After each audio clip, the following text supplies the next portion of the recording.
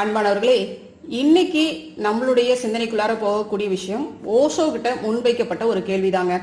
மறுபிறவி எடுக்க என்ன காரணம் அப்படின்னு ஒரு கேள்வி கேட்டிருக்காங்க. ஏன் ஓஷோ கிட்ட இந்த கேள்வி கேட்கப்பட்டது அப்படின்னு பாத்தீங்கன்னா, ஓஷோவினுடைய இந்த பிறப்பு 13வது பிறப்பு அப்படின்னு சொல்லப்படுது. அவர் சொல்றாரு, அதே மாதிரி இந்த பிறவி எடுக்கிறதுக்கு நான் 700 வருடங்கள் கடந்து வந்திருக்கேன், அதாவது 700 வருடங்கள் இந்த இடைவெளி இருந்திருக்கு அப்படின்னு சொல்றாங்க. அப்ப ஒரு மனுஷன் திரும்ப திரும்ப பிறப்பதற்கு என்ன காரணம் அப்படின்னு ஓஷோ தெளிவா நம்மளுக்கு விளக்குறாங்க பாருங்க.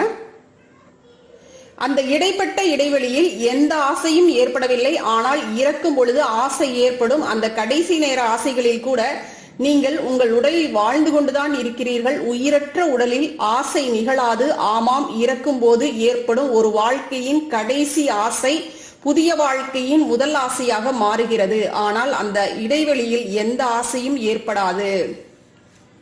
இது கொஞ்சம் அந்த இடைவெளி அப்படின்னு எதை சொல்றாங்க அப்படிங்கிறது நம்மளுக்கு கொஞ்சம் புரிஞ்சுக்கிறதுக்கு கஷ்டமா இருக்கும். என்ன சொல்றாங்க அப்படின்னு பாத்தீங்கன்னா, ஒரு மனுஷன் இறக்கும் பொழுது ஏதாவது ஒரு ஆசையோட இறந்திருக்காங்க அப்படின்னா கண்டிப்பாக பிறப்பு மறுபிறப்பு இருக்கு அப்படின்னு சொல்றாங்க. அது மட்டும் இல்ல, அந்த ஆசை அந்த இடைப்பட்ட இடைவெளி அப்படின்னு என்ன சொல்றாங்க அப்படின்னு பாத்தீங்கன்னா, ஒரு குறிப்பிட்ட காலம். இப்ப பாத்தீங்கன்னா ஓஷோவினுடைய பிறப்பு 13வது பிறப்புன்னு சொல்லப்படுது. ஆனா காலம் பார்த்தோம்னா 700 வருடங்கள் சொல்றாரு. அந்த இடைவெளியில தனக்கு சரியான உடல் எது, தன்னுடைய ஆசைகளை நிறைவேற்றுவதற்கு எந்த உடல் சரியா இருக்கும் அப்படிங்கறத பார்த்து அந்த ஆன்மா தேர்ந்தெடுக்குது இல்லைங்களா. அப்ப அதுதான் இடைவெளி அப்படிங்கிறாங்க. அந்த இடைவெளியில அந்த கேப்ல மனித உடல்ல அந்த ஆன்மா போகும் பொழுதுதான் அதுக்கு ஆசையும் ஏற்படும், அதற்கான செயலும் ஏற்படும். ஆனா அந்த இடைவெளியில எந்த ஆசையும் இருக்காது. உடல் எடுக்கும் பொழுது மட்டும்தான் அந்த ஆசை வரும் அப்படிங்கிறாரு. உதாரணமாக, நீங்கள் தூங்க செல்லும் போது உங்களுடைய கடைசி ஆசையில் விழிப்பாக இருந்தால் அது காலையில் நீங்கள் எழும் பொழுது முதல் ஆசையாக இருக்கும். ஆனால் நீங்கள் தூங்கும் பொழுது அந்த இடைவெளியில் உங்களுடைய இரவு கடைசி எண்ணத்தின் தொடர்ச்சியாக அது இருக்காது. அந்த எல்லையில் உங்களுடைய கடைசி எண்ணம் நின்று விடுகிறது. அது அங்கேயே இருக்கிறது. நீங்கள் மீண்டும் விழித்து எழும் பொழுது நீங்கள் அந்த எல்லையில் இருந்துதான் ஆரம்பிக்க வேண்டியதாகிறது. அதை தாண்டி விழிப்பு நிலைக்கு வரும்பொழுது உங்கள் இரவின் கடைசி எண்ணம் காலையில் முதல் எண்ணமாகி விடுகிறது. புரியுதா பாருங்க.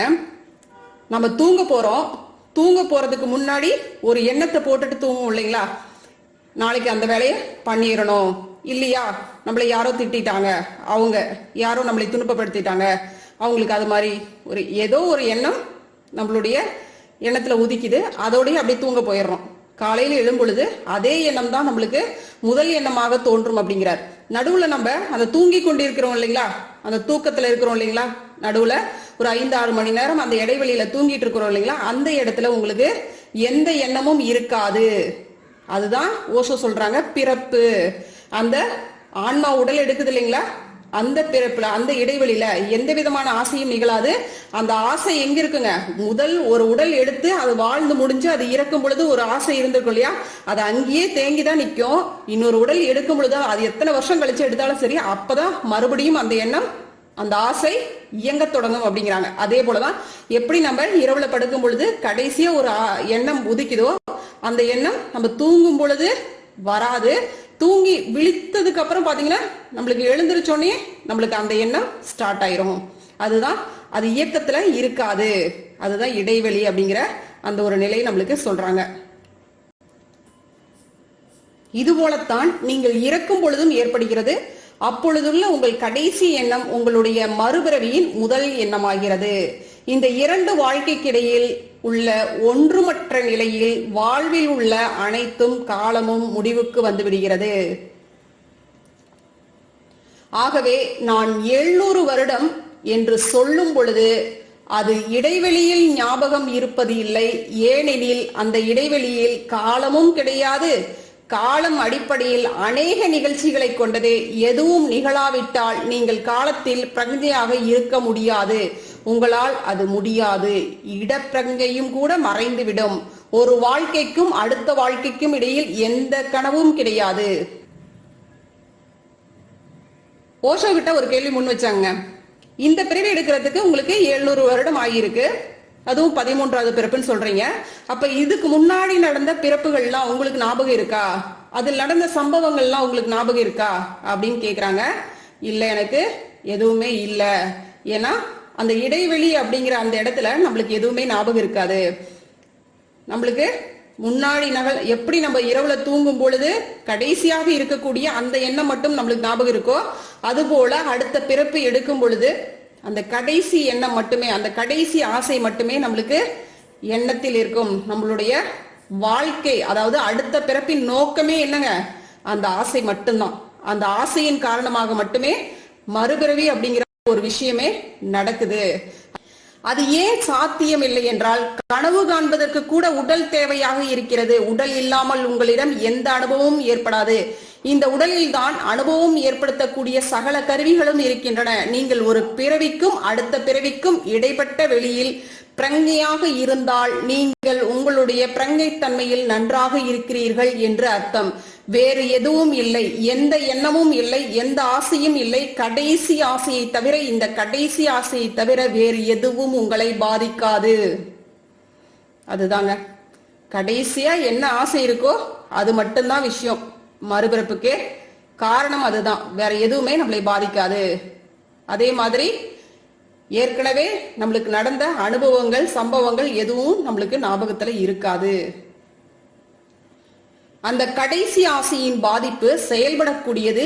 ஏனென்றால் உங்களுடைய மனதின் கடைசி விருப்பம் கூட மறு உடலை எடுக்க வேண்டியதாகவே இருக்கும். அதற்காக நீங்கள் எதுவும் செய்ய வேண்டியதில்லை. அந்த ஆசையே உடலை எடுக்க தூண்டிவிடும். ஏனெனில் உடல் இல்லாமல் எந்த ஆசையும் நிறைவேறாது. ஆகவே ஒருவர் இறக்கும் பொழுது அவர் முழு பிரங்கையாக இருந்தால், ஆசையற்று எண்ணமற்று இருந்தால், பிறகு மறுபிறவி ஏற்பட வாய்ப்பே இல்லை. இப்ப ஆசையின் காரணமாக தான் நம்மளுக்கு மறுபிறவியே ஏற்படுது. அப்ப ஆசை எண்ணம் எதுவுமே இல்லை அப்படின்னா நம்மளுக்கு மறுபிறவி ஏற்படுவதற்கு வாய்ப்பே இல்லை. இப்ப சாதாரணமா பார்த்தோம் அப்படின்னா, நம்ம கிராமப்புறங்கள்ல இருக்கிறவங்களுக்கு எல்லாம் நல்லாவே தெரியும், ஒரு உயிர் போகுது அப்படின்னா அந்த உயிர் கொஞ்சம் தொடுத்துட்டு இருக்கு. வயசானவங்க எல்லாம் பாத்தீங்கன்னா ரொம்ப இழுத்துட்டே இருக்காங்க. இந்த உயிர் போகல அப்படின்னா உங்களுடைய கடைசி ஆசை என்ன, யாரை பார்க்கணும், என்ன சாப்பிடணும், அந்த மாதிரி நிறைய கேட்பாங்க இல்லைங்களா? ஏன்னா இந்த ஆத்மா பாத்தீங்கன்னா சாந்தி அடையாது அப்படின்னு சொல்லுவாங்க. அதே மாதிரி இந்த உயிர் பாத்தீங்கன்னா நிம்மதியா போவாது, அலைஞ்சுக்கிட்டே இருக்கும் அப்படிலாம் சொல்லுவாங்க. ஆனா ஒரு சரியான புரிதல் இல்லாதனால அந்த ஒரு விஷயம். ஆனாலும் பாத்தீங்கன்னா அதுலயும் ஒரு நுணுக்கம் இருக்கு பாத்தீங்களா? அப்ப அவங்களும் மறைமுகமாக என்ன சொல்றாங்க, இந்த கடைசி ஆசையை இந்த நபருக்கு நிறைவேற்றி விட்டால் இவர்களுடைய அந்த உயிர், இந்த ஆத்மா சாந்தி அடையும், நிம்மதி பெறும் அப்படின்னு சொல்றாங்க. அப்ப அந்த இடத்துலயும் அவர்கள் புரியாமல் செய்யக்கூடிய விஷயம்தான். ஆனால் அதுலயும் பாத்தீங்கன்னா ஒரு சூட்சமும் இருக்கு இல்லைங்களா? அப்ப இந்த மனிதருக்கு இதோட இந்த பிறப்பை முடிச்சு வச்சிடலாம் அப்படிங்கிற ஒரு எண்ணம் இருக்கு இல்லைங்களா? அந்த நோக்கத்தின் அடிப்படையில தான் இது நிகழ்த்தப்பட்டிருக்கு. காலங்காலமாக இதை செஞ்சுட்டு வந்துட்டு இருக்காங்க. ஆனா இன்னைக்கு புரியாமல் செஞ்சுட்டு இருக்காங்க. ஆனா அன்னைக்கே முன்னோர்கள் எப்படி பண்ணிருக்காங்க பாருங்க. புரிஞ்சு செஞ்ச ஒரு விஷயத்த இன்னைக்கு நம்ம காலம் காலமா வழி வழியா அது மாறி போய் இன்னைக்கு ஏதோ ஒரு சடங்கு சம்பிரதாயம் அப்படிங்கிற மாதிரி போயிட்டு. ஆனா உண்மையான நோக்கம் என்னவாக இருந்திருக்குங்க? ஒரு மனிதன் ஆசையற்று அவனுடைய இறப்பின் தருவாயில, அவன் இறக்கக்கூடிய அந்த தருவாயில ஆசையற்று எண்ணமற்று இருக்கும் பொழுது அவனுக்கு மறுபிறவி அப்படிங்கிறது ஏற்படுவதற்கு வாய்ப்பே இல்லை அப்படின்னு நம்மளுடைய ஓஷோ சொல்றாங்க பாருங்க. நீங்கள் எந்தவித ஆசையும் மற்றும் எண்ணமும் இல்லாமல் இரவு தூங்க சென்றால் காலையில் விழித்து எழும் பொழுது உங்களிடம் எந்த ஆசையோ அல்லது எண்ணமோ இருக்காது. அதே போல நீங்கள் இறக்கும் பொழுது கொண்ட கடைசி எண்ணமே மறுபிறவியின் விதையாக, ஆக்க சக்தியாக வேலை செய்ய ஆரம்பித்து விடுகிறது. இந்த வேலை தானே செயல்படுகிறது. தகுந்த சூழ்நிலை ஏற்படும் போது, தகுந்த சந்தர்ப்பம் ஏற்படும் பொழுது நீங்கள் மீண்டும் பிறக்கிறீர்கள். நீங்கள் கண்டிப்பாக பிறக்கத்தான் வேண்டும். ஒருத்தருக்கு ஒரு ஸ்கூல் கட்டணும்னு ஆசை இருக்கு. அந்த ஆசை நிறைவேறாமலே அவர் இறந்து போறாரு அப்படின்னா கண்டிப்பா அதற்கான ஒரு சூழ்நிலையும் அதற்கான ஒரு தகுதியுள்ள ஒரு நபரும் பிறக்கும் பொழுது, அந்த தருணம் வரும் பொழுது அந்த பிறவி மறுபடியும் எடுக்கப்படுது. அந்த ஆத்மா மறுபடியும் பிறப்பெடுக்குது. இதே போல ஒரு தீய குணம் கொண்ட ஒரு திருடனாக இருக்கலாம். தீய எண்ணத்தோடு, தீய நோக்கத்தோடு அது நிறைவேறாம அவன் இறந்து போயிருக்கலாம். மறுபடியும் அவனுடைய உடல் எப்படி பிறக்கும்? மறுபடியும் அதே தீய எண்ணத்தோட ஒரு திருட்டு செய்யறான் அப்படின்னா அந்த திருட்டு செய்யும் பொழுது அவன் இறந்துட்டான்னு வச்சுக்கோங்க. அந்த திருட்டு சரியா நடந்து பிடிக்கலையே, திருடி இருக்கலாமே, அந்த இடத்துல தோத்து போயிட்டோமே அப்படின்னு ஒரு எண்ணம் வந்திருக்குன்னு வச்சுக்கோங்க. அதே பிறப்புதான் மறுபடியும் அவன் எடுப்பான்.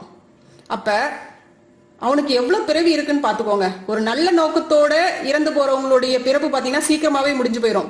ஒரு தீய நோக்கத்தோட இறந்து போறவனுடைய பிறப்பு எப்படி இருக்குன்னு பாத்தீங்கன்னா இன்னும் நிறைய எடுக்க வேண்டியதாக இருக்கும், நிறைய பிறப்பு எடுக்க வேண்டியதாக தான் கண்டிப்பா இருக்கும். ஏன்னா நம்மளுடைய பிறவி தொடர் அறுக்கப்படுவதே எங்க பாத்தீங்கன்னா நம்மளாம் ஏகப்பட்ட துன்பத்துல சிக்குண்டு தவிக்கிறோம் அப்படின்னு நம்மள கஷ்டப்பட்டுட்டு இருக்கோம் இல்லைங்களா. அதெல்லாம் ஒண்ணுமே கிடையாது. எல்லா துன்பங்களுக்கும் காரணம் என்னன்னா ஏகப்பட்ட பிறப்பு எடுத்திருக்கோம். நம்ம ஓஷோவே பாத்தீங்கன்னா 13வது பிறப்பு அப்படின்னு சொல்றாங்க. அப்ப நம்மளும் பாத்தீங்கன்னா நிறைய பிறப்புகள் எடுத்துதான் நம்ம வந்திருக்கிறோம். அப்ப ஏதோ ஒரு இடத்துல எங்கேயோ ஒரு தப்பு பண்ணிட்டு தான் வந்திருப்போம். அப்ப இந்த துன்பத்திற்கெல்லாம் காரணம் அதுவாகவும் இருக்கலாம் இல்லைங்களா. அப்ப இந்த பிறவியிலையோ இல்ல அடுத்த பிறவியிலையோ நம்மளுக்கு பாத்தீங்கன்னா நம்மளுடைய பிறப்பு ரொம்ப கம்மி தான் அப்படின்னு நம்ம சொல்லலாம். அதாவது அதீதமான துன்பத்திற்கு ஆட்படும் பொழுது, சரிங்களா. அப்ப துன்பம் எனக்கு ரொம்ப பெரிய சுமையா இருக்கு, என்னால தாங்க முடியல அப்படின்னு வருந்த வேண்டாம். அந்த துன்பத்திற்கும் ஒரு காரணம் இருக்கு. இந்த பிரபஞ்சம் பாத்தீங்கன்னா ஒரு கதவை நம்மளுக்கு அடைக்குது அப்படின்னா இன்னொரு கதவை திறந்து வச்சுட்டு தாங்க நம்மளுக்கு அதுக்கான சூழ்நிலையை ஏற்படுத்தி கொடுக்கும். உங்களுக்கு ஒரு கஷ்டத்தை கொடுக்குது அப்படின்னா அதுல இருந்து எப்படி விலகிறது அப்படிங்கிறதுக்கான ஒரு கதவு திறக்கப்பட்டதுக்கு அப்புறம் தான் உங்களுக்கு அந்த மாதிரியான ஒரு சூழ்நிலையே உருவாகும். நீங்க நல்லா யோசிச்சு பாருங்க, உங்களுடைய வாழ்க்கையில் நடந்த எல்லா விதமான கஷ்டங்களுக்கும் பாத்தீங்கன்னா அந்த மாதிரியான ஒரு சூழல் உங்களுக்கு உருவாயிருக்கும். பின்னால பாத்தீங்க அப்படின்னா உங்களுக்கு அது எப்படி மாயமா மறைஞ்சிச்சு அப்படிங்கிறது கூட தெரியாது. அதுக்கு சரியான பாதையை இந்த பிரபஞ்சம் சரியா அமைச்சு கொடுக்கும். நீங்க நல்ல நோக்கத்தோட நல்ல எண்ணத்தோட உங்களுடைய செயல்பாடுகள் இருந்துச்சு அப்படின்னா இந்த பிரபஞ்சம் நம்மளுக்கு கண்டிப்பா கை கொடுத்து நம்மளை சரியான வழியில கூட்டிட்டு போகுங்க. அப்ப இந்த பிறவி தொடர் அப்படின்னு பாத்தீங்கன்னா ரொம்ப குறைச்சிடணும், இதோட முடிச்சுக்கணும் அப்படின்னு பார்த்தோம்னா நம்மளுடைய செயல்பாடுகள் எப்படி இருக்கணுங்க, நல்லதாக இருக்கணும். அது அடுத்து என்ன சொல்றாங்க பாருங்க, நீங்கள் உங்களுடைய சென்ற வாழ்க்கையில் பிரஞ்ஞையாக இருந்தால் இந்த வாழ்க்கையிலும் பிரஞ்ஞையாகவே இருப்பீர்கள். உங்களுடைய பிறப்பு ஒரு பிரஞ்ஞையான பிறப்பாகவே இருக்கும். என்ன நிகழ்ந்து கொண்டிருக்கிறது என்பதை உங்களால் பிரஞ்ஞையாக உணர முடியும். பிறகு அதுவேதான் உங்களுடைய கடைசி வாழ்க்கையாகிறது. உங்களுடைய இந்த பிறப்பு பிரஞ்ஞையாக இருந்தால் உங்களுடைய இந்த பிறவியின் இறப்பும் பிரஞ்ஞையாகவே இருக்கும். பிறகு மீண்டும் பிறப்பதற்கு வாய்ப்பே இல்லை. நிறைய பேர்த்துக்கு உள்ளுக்குள்ளார நம்மளுக்கு போட்டு அரிச்சிட்டு இருக்கிற ஒரு விஷயம் என்னன்னு பாத்தீங்கன்னா, ஓஷோ இவ்வளவு பெரிய ஞானி, மக்களை நிறைய இடத்துல காப்பாத்தி இருக்காரு, நிறைய சூழ்நிலைகள்ல நிறைய கஷ்டங்கள்ல இருந்து மக்களை விடுவிச்சிருக்கிறாரு, காப்பாத்தி இருக்காரு. ஏன் தன்னை காப்பாத்திக்க முடியல? ஏன் ஒரு ஸ்லோ பாய்சன் கொடுக்கும் பொழுது ஏன் அவருக்கு அது தெரியல? ஏன் தன்னை காப்பாற்றிக் கொள்ள முடியவில்லை அப்படின்னு நிறைய பேர்த்துக்கு ஒரு கொஸ்டின் இருக்குதுங்க. அவரும் மனித பிறப்பு தாங்க, அவரும் மனிதர் தான். அப்ப முன்னாடி என்ன மாதிரியான வினைகள் நடந்துச்சு அப்படின்னு தெரியாது இல்லைங்களா. அப்ப அதுக்கான தண்டனைய எல்லாருமே அனுபவிச்சு தானேங்க ஆகணும். எத்தனையோ மகான்கள் பாத்தீங்கன்னா நோய்களால தானே விரும்பி அந்த நோய்களை ஏத்துக்கிட்டு அதுக்கான அதாவது அதை கியூர் பண்றதுக்கு எல்லா வகையிலையுமே சாத்தியக்கூறுகள் இருந்தாலும் கூட, இல்ல நான் இதை அக்செப்ட் பண்ணிக்கிறேன், இந்த நோய் எனக்கு இருக்கட்டும், அந்த வலி இருக்கட்டும், அந்த வேதனை இருக்கட்டும், நானு அதை அப்படியே அக்செப்ட் பண்ணி என்னுடைய உயிர் அப்படியே போகட்டும் அப்படின்னு சொல்லி நிறைய மகான்கள் பாத்தீங்கன்னா ஏத்துக்கிட்டு தான் இருந்திருக்காங்க. அதே போலதாங்க ஓஷோ ரைட்டு அப்படின்னு சொல்லிட்டு இந்த பிறப்பு இதோட முடியுது அப்படின்னு சொல்லி அதையும், அதாவது தன்னுடைய வினைகள்ல ஏதோ ஒண்ணு மிஞ்சி நிக்குது, அப்ப இதை அனுபவிச்சுதானே ஆகணும், கடந்துதானே போகணும் அப்படின்னு தான் விரும்பி அக்செப்ட் பண்ணிக்கிட்ட ஒரு விஷயமா தான் சொல்லப்படுது. ஆகவே ஒருவன் இப்பிறவியை பிரங்கையோடு பிறந்திருந்தால் இதுதான் கடைசி இறப்பாக இருக்கும். இன்னும் ஒரு இறப்பு ஏற்படக்கூடும், அதற்கு நிச்சயமாக பிறப்பும் இல்லை இறப்பும் இல்லை. ஆகவே நான் இந்த பிறவி எடுப்பதற்கு 700 வருடம் சென்றது என்று சொல்லும் பொழுது அது ஒரு பிரதிபலிப்பை தவிர வேறல்ல. நம்ம எல்லாருமே எங்கிருந்து வந்திருக்கோங்க? இறை துகள் சுத்தவெளியிலிருந்து தான் நம்மளுடைய எல்லாருடைய பிறப்பும் அங்கிருந்து தான் ஆரம்பமாயிருக்கு.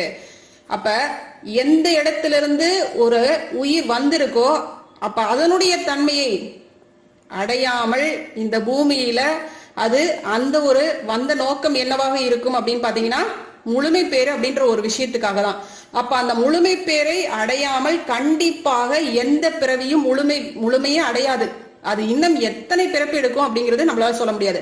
அப்ப என்ன பண்ணணுங்க, நம்ம வாழும் காலத்தில் இந்த ஆன்மா எதற்காக வந்திருக்கு, இந்த மனித பிறப்பு எதுக்கு அப்படிங்கிற ஒரு விஷயத்த நல்லபடியா புரிஞ்சுக்கிட்டு நம்மளுடைய வாழ்க்கை பாதைய சீரமைச்சுக்கிட்டு தெளிவான நோக்கத்தோட தெளிவான எண்ணத்தோட நிம்மதி நிறைந்ததாக மன நிறைவு நிறைந்த ஒரு வாழ்க்கையை, மன நிறைவு எங்க கிடைக்குங்க? நம்மளுடைய மனசாட்சிப்படி எந்த தவறும் பண்ணாம, யாருக்கும் எந்த மாதிரியான கெடுதலும் பண்ணாம, யாருடைய வாழ்க்கை சுதந்திரத்தை, குறிப்பாக யாருடைய வாழ்க்கை சுதந்திரத்தையும் பறிக்காமல், பிற உயிர்களுக்கு துன்பம் கொடுக்காமல் வாழ்ந்தால் இந்த பிறவி சீக்கிரமாக கண்டிப்பாக அறுபடும் அப்படிங்கிறதுல எந்த விதமான ஐயமும் இல்லைங்க. சரிங்களா? கண்டிப்பா இந்த வீடியோ உங்களுக்கு யூஸ்ஃபுல்லா இருக்கும். ஏன்னா நம்மள நிறைய பேர் பாத்தீங்கன்னா மறுபிறவினா என்ன, எதுக்காக இந்த மறுபிறவி அப்படின்னு நம்மளுக்கு நிறைய பேர்த்துக்கு அந்த கொஸ்டின் இருக்கு. இன்னொரு விஷயமும் உங்களுக்கு சொல்லணும்னு நினைக்கிறேன். ஒரு ஆன்மா, இப்ப நம்ம குடும்பத்துல ஒருத்தர் இறந்துடுறாங்க அப்படின்னா அந்த ஆன்மா யாருடைய உடல்ல போய் எடுக்கும்? நிறைய பேர் பாத்தீங்கன்னா தன்னுடைய பேரன் பேத்தி இந்த மாதிரி ஒரு உடல்ல போய் அந்த ஆன்மா வந்து பிறப்பெடுக்குது அப்படின்னு சொல்லப்படுது.